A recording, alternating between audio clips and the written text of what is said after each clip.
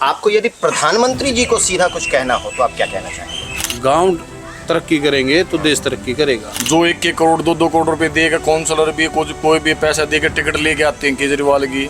जो आदमी कुछ भी भारतीय टुकड़े होंगे बताओ, वो कांग्रेस कन्हैया कुमार आज कांग्रेस में है। 1800 दे तू 12,000 पहुंच गया। तेल की शीशी 90 था 120 पे पहुंच गई। के बुराई है भाई तना।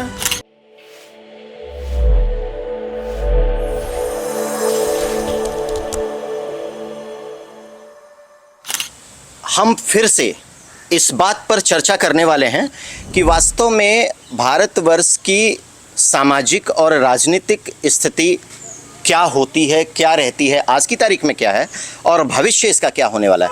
हम इश्यूज़ पर बात ज़रूर करेंगे, लेकिन वास्तव में इश्यूज़ के अनुसार जो भविष्य की स्थिति बनने वाली है उस पर चर्चा करने का प्रयास करेंगे। उसका सल्यूशन क्या है इस पर बात करने का प्रयास करेंगे। हमारे साथ 4 लोग अभी हैं जो प्रबुद्ध नागरिक हैं और इनके मुंह से आप सीधी बात, इनके मन से आप सीधी बात, इनके हृदय से आप सीधी बात जानेंगे कि वास्तव में हम क्या कर रहे हैं और क्या सोच रहे हैं आगे की तरफ।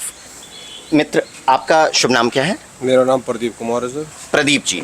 आपका शुभ? रविंदर जी। विजेंद्र जी। विक्की सहरावत। अच्छा। प्रदीप जी। प्रदीप जी, आप एक बात बताएं कि आपने जिस कारण से वोट दिया था यहाँ के एमएलए को, क्या वो सारी चीज़ें आपको लगता है हो रही हैं? सर ऐसा तो कुछ नहीं है कि हर एक चीज़ हर एक काम हो गए यहाँ पे, ठीक है। कुछ जो काम है वो होने लग रहे हैं। हमारे इधर जैसे रोड की प्रॉब्लम है या और पानी वगैरह की दिक्कत है, तो वो काम हमारे यहाँ पे होने लग रहे हैं आहिस्ता आहिस्ता। एकदम तो सारा काम नहीं हो, लेकिन हमारे एमएलए साहब है वो थोड़ा ढीले हैं, वो आराम से काम कर रहे हैं। ये जब वोट दिया जाता है, सोच के आपने क्या वोट दिया होगा उस समय कि मुझे क्या चाहिए? हमने सोच के यही वोट दिया था सर कि हमारे काम अच्छे होंगे यहाँ से रोड की, और हमारे को जो सुविधा चाहिए वो हमारे एमएलए साहब आगे जाके बात रखेंगे और हमारे को सुविधा दिलाएंगे। ऐसा आपने सोचकर वोट? क्या आपने शिक्षा को सोचकर वोट दिया था? जी, शिक्षा तो हमारे लिए सबसे बेटर है कि भाई हमारे यहाँ पे तो एक दरियापुर में जो स्कूल भी खुला है, बहुत अच्छी शिक्षा का यहाँ पे चल रही है। हाँ। चल रही है। आपको लग रहा है कि शिक्षा के मामले में भी प्रगति हो रही है? जी। स्वास्थ्य की क्या स्थिति है? स्वास्थ्य की तो जी हमारे यहाँ पे जो महर्षि वाल्मीकि हॉस्पिटल है, ठीक है, उसमें स्वास्थ्य की कोई खास सहूलियत नहीं है। हमारे को कोई भी बड़ी दिक्कत आती है तो हम अंदर जाना पड़ता है रोहिणी साइड में। हमारे यहाँ पे स्वास्थ्य के लिए कोई खास इंतज़ाम नहीं है, कोई विशेष बात नहीं है। मित्र, एक बात बताएं कि आपको क्या लगता है शिक्षा में और कुछ होना चाहिए क्या? शिक्षा पहले अच्छी थी। पहले अच्छी थी, अभी क्या गड़बड़ हुआ है? अभी तो क्या था, जैसे मिक्स कर दिया ना बच्चे। जैसे पहले तो गांव के थे, अच्छा उन पे ध्यान दिया जाता था, टीचर्स भी सारे जानकार थे। और अब जैसे आसपास के जैसे कॉलोनी के बाहर ऐड होने के बाद वो माहौल नहीं रहा, स्कूल का माहौल नहीं रहा। बिल्कुल। मतलब क्या बदला है, क्या गड़बड़ हुआ है? एक तो ये गड़बड़ हो गई कि स्ट्रिक्ट नहीं रह सकते टीचर बच्चों के प्रति।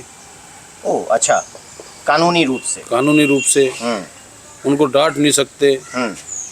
तो उससे क्या फर्क पड़ा है अगर डांट नहीं सकते तो? बच्चे फ्री हो गए, उनको पता है कि टीचर हमें कुछ कह ही नहीं सकता। और ये बात माता पिता को समझ में आती है?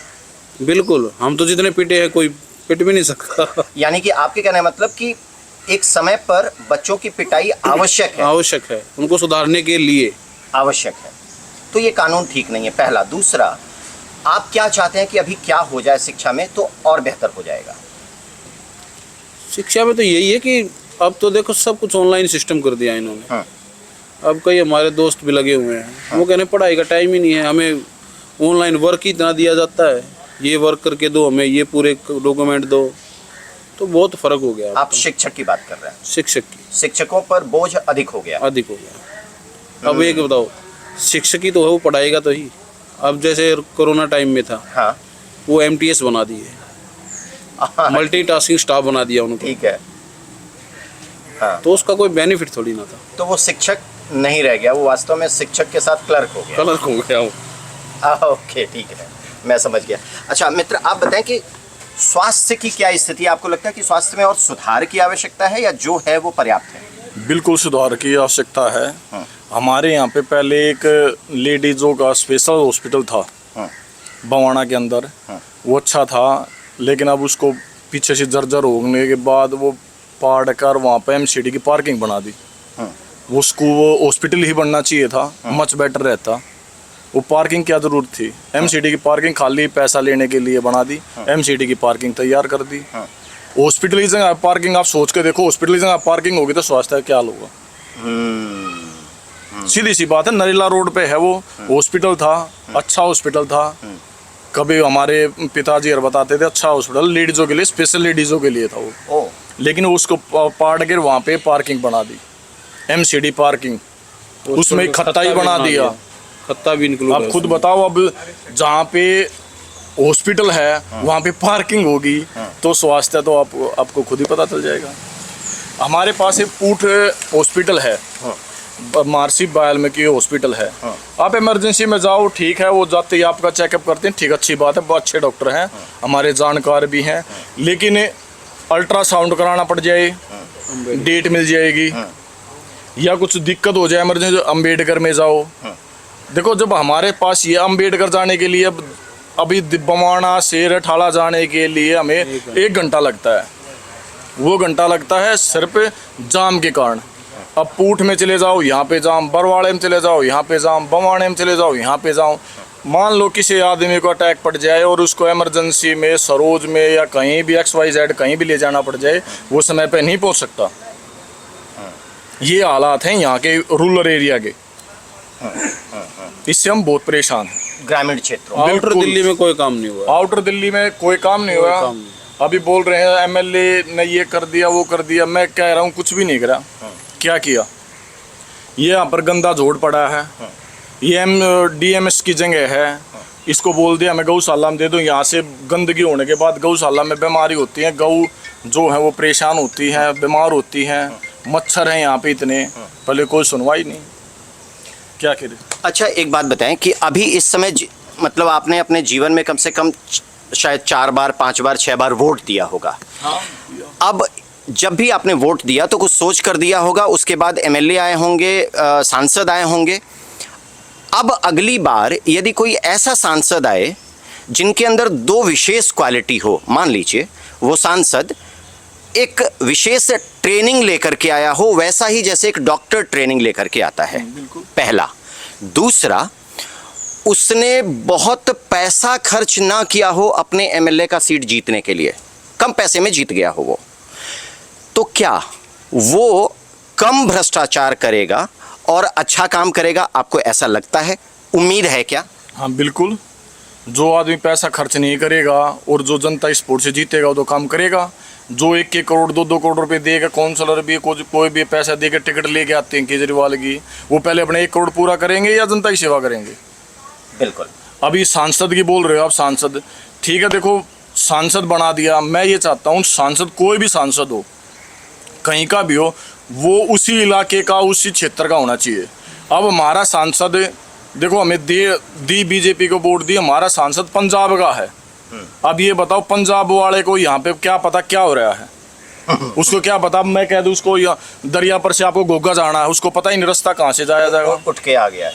वो पंजाब से बवाना में सांसद हो गया तो वो क्या काम करेगा? आप खुद बता दो। हमारे बारे में तो साहब सिंह वर्मा ने सोचा था, वो वही थे एक नेता जो आउटर दिल्ली लोकल के बारे में थोड़ा बहुत करते थे, जो भी था। कोई नहीं।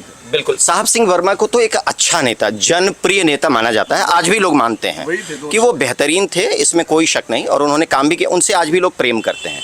उनके नाते उनके अपने लोग या उनके घर वाले भी जीत जाते हैं, उनके कारण ही जीत जाते हैं सामान्य रूप से, वो अच्छी बात है। लेकिन अब भविष्य के बारे में ऐसा सोचना है कि क्या वास्तव में एक नेता को, MLA को ट्रेंड होना चाहिए उसके प्रोफेशन के लिए, उसके सोच के लिए, काम के लिए? बिल्कुल जी, बिल्कुल होना चाहिए। ठीक, उसने अपने काम के ऊपर जागरूकता दिखानी चाहिए कि भाई मैं इन्होंने बनाया हूँ तो वो कुछ काम करने के लिए ही बनाया गया है। ऐसे थोड़ा ना कि भाई बना दिया और वो इधर उधर गाड़ियों में घूमता रहेगा। हमारे इधर तो नया ना तो कोई हॉस्पिटल बन रहा है, ना कोई नया स्कूल बन रहा है, बस ऐसे ही जो चल रहा है ऐसे के ऐसे। एमएलए अगर आता है ना तो उससे कई बार हर विधायक से या हर सांसद से या किसी भी इवन काउंसलर से भी हम लोगों को या हमारे जैसे किसी भी हम सभी लोगों को ये उम्मीद होती है कि उसको पता होगा कि कंस्ट्रक्शन के प्रोजेक्ट को कैसे एनालाइज करना है, कैसे समझना है कि कंस्ट्रक्शन में कितना पैसा लगता हो, ये एक कला है, ये बात सीखनी पड़ती है। अब किसी इंजीनियर को 5 वर्ष पढ़ने के बाद वो 4 वर्ष के बाद वो इंजीनियर बन के निकलता है बीटेक करके। कोई डॉक्टर 5, 4.5, 5 वर्ष के बाद निकलता है एमबीबीएस करके। हमारे नेता की कोई पढ़ाई नहीं है, वो चुपचाप पंजाब से उठ के, जैसा आपने कहा, पंजाब से उठ के आए और हमारे यहाँ सांसद बन गए। हाँ, तो अब बताइए, सोच के देखिए कि अगर आपके यहाँ कोई एक ऐसा व्यक्ति, मान लीजिए कोई एक व्यक्ति आपके यहाँ पिछले 4 वर्षों से काम कर रहा हो, उसके अंदर ट्रेनिंग भी हो, हर प्रकार की ट्रेनिंग हो, उसको बात समझ में आती हो, और उसने पैसा खर्च नहीं किया, मतलब चूंकि उसने इतना प्रेम दिया लोगों को कि लोगों ने उसको जिता दिया। लगता है आपको कि ऐसे ही एमएलए, ऐसे ही एमपी, ऐसे ही काउंसलर की जरूरत है हमें? बिल्कुल ऐसे ही की जरूरत है। और मैं तो ये कह रहा हूँ, कोई भी नेता हो, काउंसलर से लेकर एमएलए से लेकर प्रधानमंत्री तक, मैं इनको हर एक की डिग्री होनी चाहिए, कम से कम बीए तो कंपलसरी होना चाहिए। बिल्कुल आदमी को पता तो चले क्या कर रहा है क्या ना कर।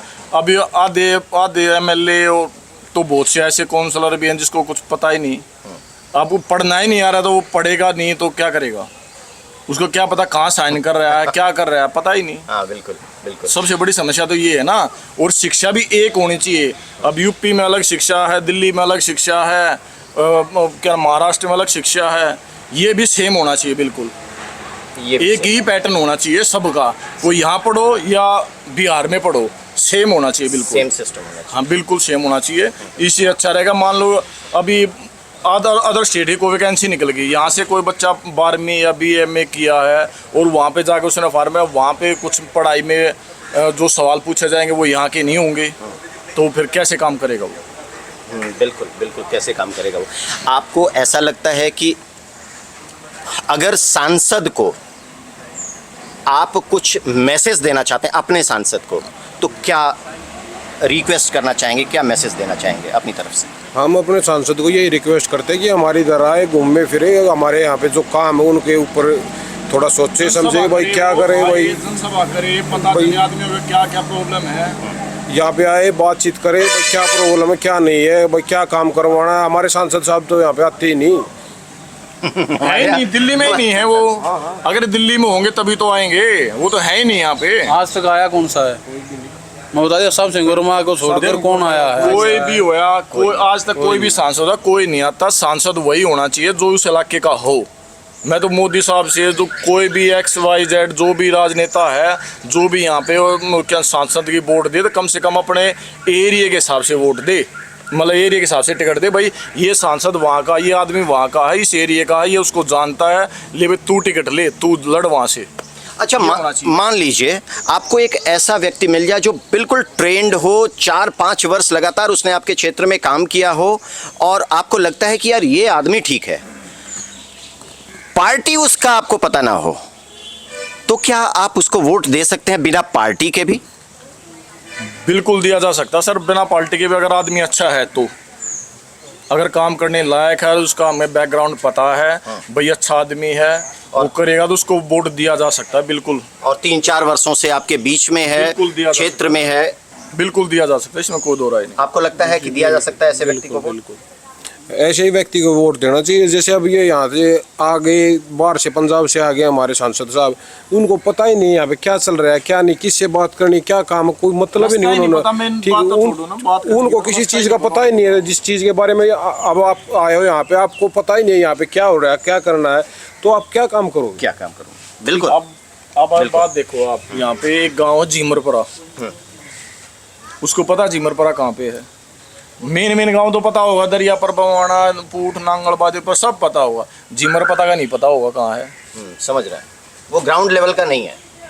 बस तो जिसको ये पता झीमर पड़ा कहाँ है, वो सांसद होना चाहिए, वो उसको पता है, वो वहाँ पे है। बिल्कुल बिल्कुल। आज तक जीमर पर को बस भी मेरे ख्याल में बस सर्विस भी नहीं है शायद, मेरे हिसाब से तो। आपको यदि प्रधानमंत्री जी को सीधा कुछ कहना हो तो आप क्या कहना चाहेंगे? वो तो क्या सुनेंगे, उनके पे तो बर्डन इतना फिर भी है। आपको कुछ कहना हो, मान लीजिए अपना मैसेज जो देना हो। अपना मैसेज आपको देना हो। क्या यही है कि जितना पहले जो भारत के आदियात का ही तो है, हाँ। उनके बारे में पहले सोचे। बहुत बढ़िया। गांव और किसानों के बारे में। किसानों के बारे में। गांव तरक्की करेंगे तो देश तरक्की करेगा। बिल्कुल। ये नहीं है कि शहर बसे बसाए हैं उनको ही तरक्की पे लेके चलते रहे। उनको भी चावल मिलता है गांवों से भाई। गांव से ही मिलता। हाँ सबसे बड़ी बात है पहले गांव पे ध्यान दिया जाए। ठीक है। उनको अच्छे तरह से देखें उनमें प्रॉब्लम क्या है। आपको यदि कुछ कहना हो प्रधानमंत्री को? हमारा जो देश है वो कृषि प्रधान देश है, तो हमारे मोदी साहब ने सोचना चाहिए पहले किसानों के बारे में। अगर किसान तरक्की करेगा तो हमारा देश ऑटोमेटिक तरक्की करेगा। लेकिन अब हमारे मोदी साहब भी नहीं सोच रहे हैं कि भाई किसानों को, अब यहाँ पे धरने पे बैठे थे, उनका बुरा हाल क्या है, नहीं MSP मिल रहा है ना कुछ रेट मिल रहा है, बहुत बुरा हाल है किसानों का। तो कोई किसानों के अलावा कोई और मैसेज आप देना चाहेंगे बिल्कुल प्रधानमंत्री? देना चाहता हूँ मैं तो सर। मैं तो ये कहना चाहता हूँ पूरे देश में एक कानून को इतना सख्त कर दे कि कोई आदमी पर भी नहीं मार सकता किसी बारे में। यहाँ तो आज़ादी इतनी दे रखी है, कोई किसी के बारे में कुछ भी कह लो। मैं मोदी साहब के बारे में कुछ भी कह लूँ, कौन रोक लेगा? ऐसा कानून हो जो आदमी कभी लकीर पे चले, कभी बिल्कुल स्ट्रेट नियम पे चले। ऐसा कानून होना चाहिए सख्त बिल्कुल। जो आदमी कुछ भी भारतीय टुकड़े होंगे, बताओ वो कांग्रेस का कन्हैया कुमार आज कांग्रेस में है और मेरे ख्याल में सांसद का इलेक्शन लड़ ले। जो आदमी ये चीज़ कहे हैं और वो सांसद बने हैं, तो इस तब बड़ा मतलब देश का दुर्भाग्य क्या होगा? क्या भैया, क्या नाम है आपका? सर अजय नाम है। अजय। अजय जी। जी सर। कुछ कहना चाहेंगे हाँ जी प्रधानमंत्री सर। से? जी सर कहना चाहते हैं। बताइए। सर मैं ये कहना चाहते हैं जो राहुल गांधी की जो सरकार चल रही थी उसके पहले में बहुत सस्ता सामान, राशन पानी हर चीज सस्ता चल रहा था। आज ये क्यों इस सरकार में आज ये कितना ये क्यों महंगा है? अच्छा मैं इसका जवाब दूं सर? हाँ, महंगा है। हाँ। सामान आज महंगा हो गया। हाँ जी सर महंगा है ये। चलो आपकी ठीक है, बात का हाँ, जवाब बताएं, देता हूँ मैं। बताएं। कितने एज होगी भाई आपकी? मेरी सर एज होगी 24-25 सर। 24-25 साल। जी सर। मोदी साहब ने कितने दिन हो गए आए हुए? मोदी साहब लगभग 10 साल से ऊपर ही होने वाला है। होने वाला है उस, तब आपकी उम्र क्या होगी? तब आप जोड़ लो आप। क्या मैं क्या जोड़ू? तू बता, जोड़ के घटा के बता। जोड़ने के बाद 14 वर्ष। 14 वर्ष में तने क्या पता क्या महंगाई थी क्या सस्ती थी? बताओ बता ना, एक मिनट सुनो ना। अरे 13 साल का था तू, ये बता तो क्या महंगाई क्या सस्ता, तेरे को क्या पता था क्या महंगाई क्या सस्ता था? बता। सर उस समय तेल आता था। तेल तू लेके आया था? 13 साल तू तेल लेके आया करता? जी दुकान लेके आया करता? दुकान से लेके आया था? हाँ। चलो क्या काम करता है तू भाई? इंडस्ट्री में कंपनी में काम करते हैं सर। कंपनी कितनी सैलरी है? सैलरी है सर 12,000 रुपये सर सैलरी। और 12 साल पहले कितनी थी तेरे पिताजी की? 12 साल पहले तो मैं काम पकड़ा था तो मैं 1800 रुपये से नौकरी पकड़ा था। 1800 से तू 12,000 पहुंच गया। तेल की शीशी 90 था तो 120 पे पहुंच गई। तो के बुराई है भाई तना? अरे क्या दिक्कत है? जब तू 2000 तक 12-13,000 पहुंच गया, अरे 6 गुना तू तनख्वाह लेने लग रहा ज्यादा। जब बोतल महंगी होगी तो क्या फांसी आ गई? बता, मैंने जवाब दे बात का। अरे साग सब्जी भी इतनी महंगी। साग सब्जी इतनी महंगी मिलेगी? महंगी क्यों नहीं मिलेगी? महंगी अरे क्यों नहीं मिलेगी? किसान तने पता है कैसे कमाता है? आपको पता है कितना फर्टिलाइजर महंगा हो रहा है? ये जानते हैं क्या कह कर रहे रहा हैं? है। आपको पता है जब किसान बोता है ना सब्जी, वो अपना पसीना बहाता है। बोने में भी उसको बहुत सारा खर्चा करना पड़ता है। जैसे आपका 2000 से 12,000 हुआ, वैसे किसान का भी 2000 से 12,000 होना चाहिए। किसान को फिर वो तो पैसा उसी लेवल कैसे पे है। मिलेगा? आप समझ रहे हैं? कहाँ से मिलेगा? जब मैं सब्जी उसका खरीदूंगा, थोड़ा महंगा खरीदूंगा, तभी तो उसको पैसा मिलेगा। तू 2000 में नौकरी कर लेगा? तो कैसे मिलेगा? सोच के तभी मिलेगा। है भाई, तू 2000 में नौकरी तो कर हमको कैसे देना होगा पैसा? आप बताओ। तू 2000 में नौकरी कर लेगा? आजकल कोई नहीं कर पाएगा। क्यों फिर क्यों नहीं कर पाएगा? 12,000 में फिर 2000 में तू, जब तू 2000 की नौकरी कर रहा था, आज कर ले 2000 की नौकरी। सर जी आज जब अरे तू, मैं पूछ रहा हूँ, आज कर लेना 2000 की नौकरी। अब ये केजरीवाल ने फ्री बस चला दी। अरे टिकट सस्ती करो, सस्ती करो। फ्री क्यों कर रहा है? फ्री करेगा तो महंगाई होएगी? क्यों ना होगी?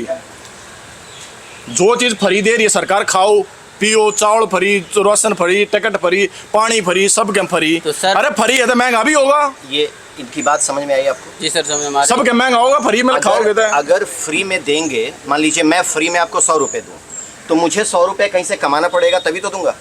सर जैसे आपने बस का किराया 10 रुपये लगता है, अब 5 कर दो उसको। चाहे लेडीज हो चाहे जेंट्स हो, जैसे आप 10 लेते हो तो आप जैसे आपने किराया फ्री कर दिया, तो इसका मतलब ये थोड़ी नहीं हुआ कि राशन पानी सब ये महंगा कर दो। फिर क्यों ना होगे, करेंगे महंगा, फिर बस कहाँ से चलेंगी, बस का तेल कहाँ उसमें से फ्यूल कहाँ से आएगा। इससे बढ़िया तो यही है तो कि जो कोई आदमी बस में जाता है बैठ के, चाहे लेडीज हो चाहे जेंट्स हो, भाई उसका किराया हाँ, लेना चाहिए। वैसे तो ये केजरीवाल- केजरीवाल, राइट, तो आप आप केजरीवाल से क्या बोलेंगे? हम केजरीवाल से सर से यही बोलेंगे कि भाई सबका किराया लो, राशन पानी इसको सस्ता करवाइएगा, बस इतना जब महंगा, सस्ता बहुत होगा। ज़्यादा महंगा है। ये केजरीवाल से बोलो। सर मैं बोल रहा हूँ केजरीवाल साहब से, सर से मैं बोल रहा हूँ, सर हाँ। इसका राशन सस्ता करवाइए। हाँ। जो आपने बस का जो किराया आप लेडीज का जो आप माफ कर रखे हो सर, उसका आप किराया लीजिए। हाँ। चाहे 5 रुपये हो चाहे 10 रुपये हो, बहुत बढ़िया। ठीक है सर, इसका बहुत आप बढ़िया। किराया लीजिए ये है ना सर। बात। हाँ, ठीक है, आप इसका किराया लीजिए, लेकिन हाँ। राशन पानी जो भी है वो सस्ता करवाइए सस्ता सर। करवाइए। बवाना में है हाँ, राशन पानी सब्सिडी मिल लगी, जब ये पे सस्ती महंगी हो। हाँ। किराया लोगे, बिजली में बिल लोगे, पानी में बिल लोगे, ठीक जब चीज होगी। हम बवाना में हैं और बवाना के लोगों से ये बात कर रहे थे कि वास्तव में इनकी स्थिति, इनकी सोच क्या है आज की तारीख में। जो हमारे एमएलए हैं बवाना के, जो हमारे सांसद हैं, और बल्कि प्रधानमंत्री के पास भी संदेश गया है हमारे लोगों से, इन्हीं लोगों से, बवाना के किसानों से, बवाना के रहने वालों से ये बात जा रही है प्रधानमंत्री के पास, सांसद के पास, एमएलए के पास। फिर मिलेंगे किसी और प्रबुद्ध वर्ग के साथ, तब तक के लिए नमस्कार।